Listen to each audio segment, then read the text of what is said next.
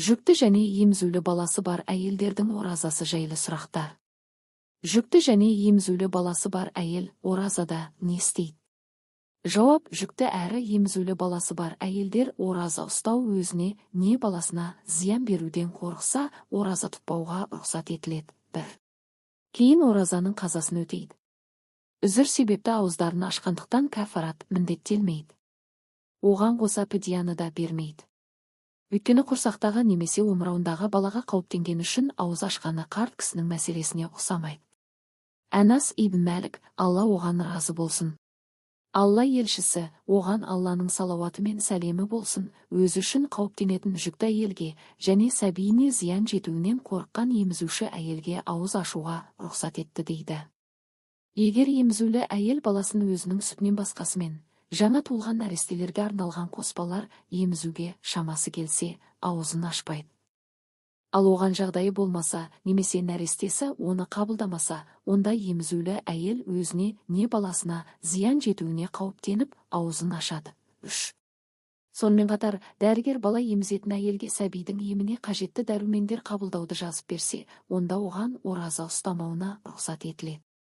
Әл-Фәтауа әт-Татарханияда былай келеді: шейхтан іші өтіп жатқан емізулі бала ішілетін болу өлік қаупі бар. Дәрігерлер анасы дәріні ішсе сүті арқылы кішкентай баланың емделетінін айтуда.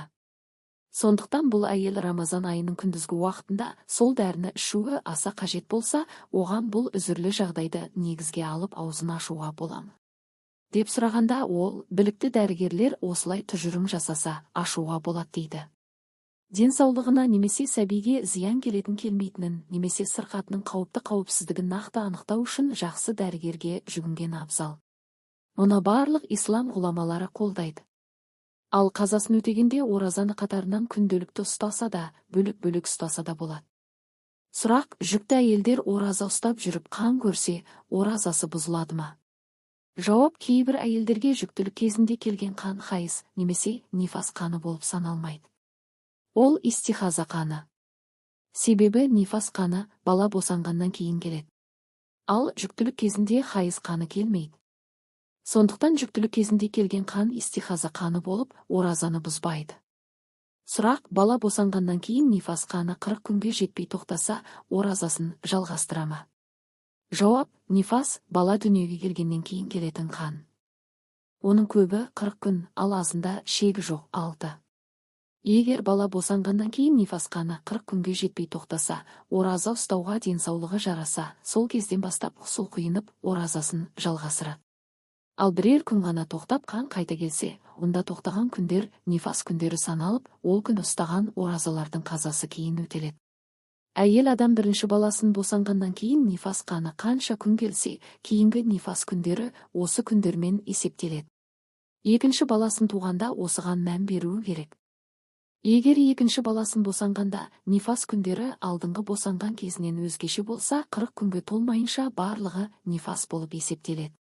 Алайда қан тоқтамай 40 күннен асса, онда алғашқы қалыптасқан уақыт мөлшерін негізге алып, ол күндері оқымаған намаздарының, ұстамаған оразалардың қазасы өтеледі.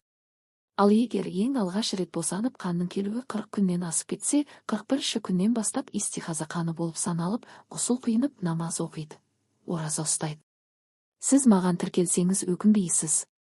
Мен тек пайдалы және керемет ақпараттар айтатын боламын. Сізге тағы қандай ақпарат керек комментарийге жаза кетіңіз. Мен оқып жауап беремін.